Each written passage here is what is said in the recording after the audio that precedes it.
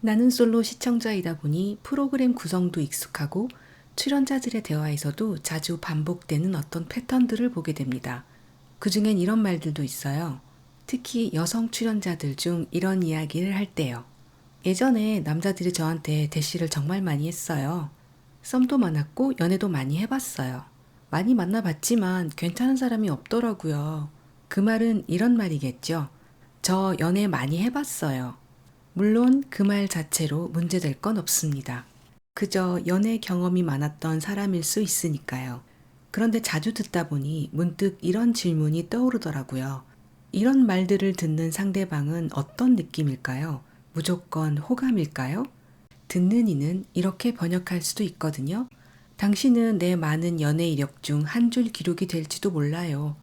사랑은 처음이어야만 순수한 건 아니지만 누군가는 그 처음 같은 설렘을 기대할 수도 있잖아요. 그런데 막 시작되는 관계 앞에서 누군가의 연애 이력서를 펼쳐 보이는 듯한 말이 들려오면 괜히 마음 한편이 식을 수도 있어요. 게다가 연애라는 말 속에는 감정과 신체의 친밀함이 함께 들어있기 때문에 연애 많이 했다는 말이 은근한 경계심을 일으키기도 합니다. 그건 듣는 사람마다 듣는 위치마다 다르게 느껴지죠. 그런데 이런 말들이 왜 자주 등장하게 되었을까요? 소개팅의 프로필, SNS 속 팔로워 수, 좋아요 수, 심지어 연애 경험까지도 자신의 경쟁력처럼 여겨지는 세상. 그러다 보니 사랑받았던 과거를 현재 자신의 매력 증거로 내세우고 싶은 마음도 이해할 수 있어요. 나는 인기 있었어요. 나는 괜찮은 사람이었어요. 그러니 지금의 나도 그럴 자격이 있겠죠? 하지만 그 증명은 과연 지금의 나를 말해주는 걸까요? 이런 현상을 보면서 오래전 한 사례가 떠올랐습니다. 1995년 출간된 정신과 의사 양창순 저자의 책 표현하는 여자가 아름답다에는 충격적이면서도 슬픈 이야기가 실려 있습니다. 그녀는 고등학교 2학년, 늘씬하고 눈에 띄게 아름다웠으며 경제적으로 부족함 없는 집안의 딸이었습니다. 그럼에도 불구하고 부모님 속을 썩이고 있었습니다. 그녀는 20살이 넘게 차이나는 중년 유부남과 동거 중이었고 그 중년 남성은 이미 과거에도 여러 차례 미성년자와의 문제로 사회적 물의를 일으켜 신문에까지 보도된 전적이 있는 사람이었거든요. 부모는 어쩔 수 없이 그녀를 정신과 병동에 입원시켰고 양창순 저자는 그렇게 그녀와 처음 마주하게 됩니다.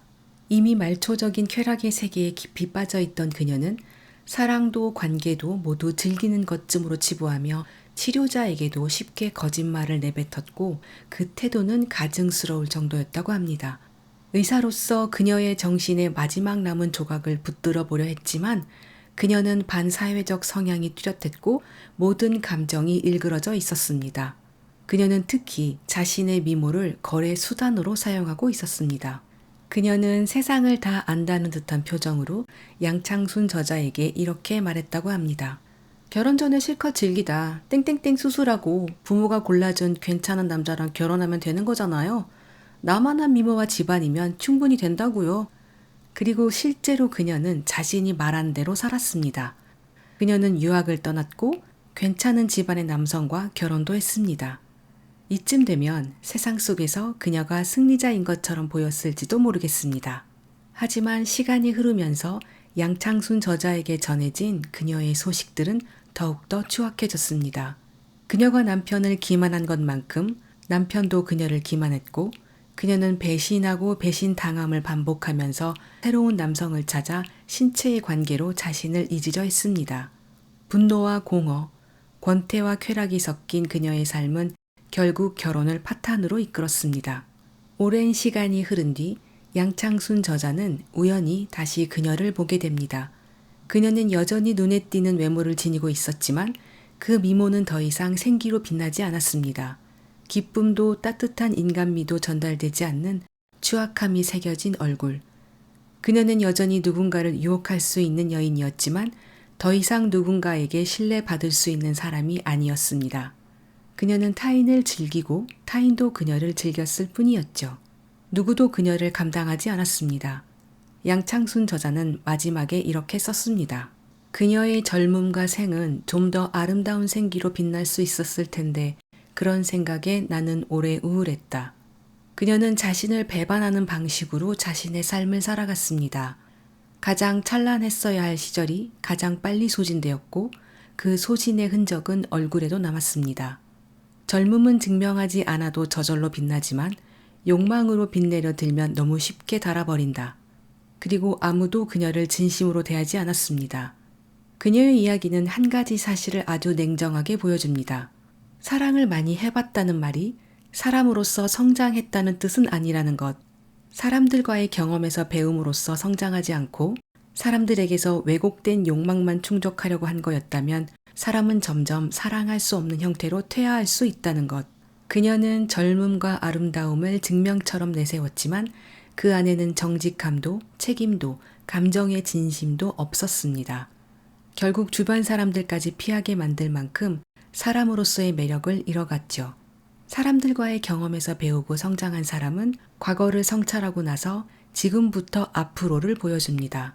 사랑을 잘해온 사람은 자랑이 아니라 변화로 말하고 사랑을 배워온 사람은 침묵 속에서도 따뜻해진다. 자신을 연출하지 않아도 사고와 말과 태도에서 조용히 드러납니다. 우리가 누군가의 첫사랑은 아닐지 몰라도 그 사람에게 마지막으로 남고 싶은 사람은 될 수 있습니다. 그 진심이 있다면 연애 이력은 중요하지 않아요. 진짜 중요한 건 지금 내가 어떤 사람으로 사랑을 건네고 나누고 있는가. 그 변화는 누군가에게는 안심이 되고 또 다른 누군가에는 희망이 됩니다. 사랑은 말이 아니라 삶의 방식이니까요. 그럼 다음 이야기에서 다시 인사드릴게요. 고맙습니다.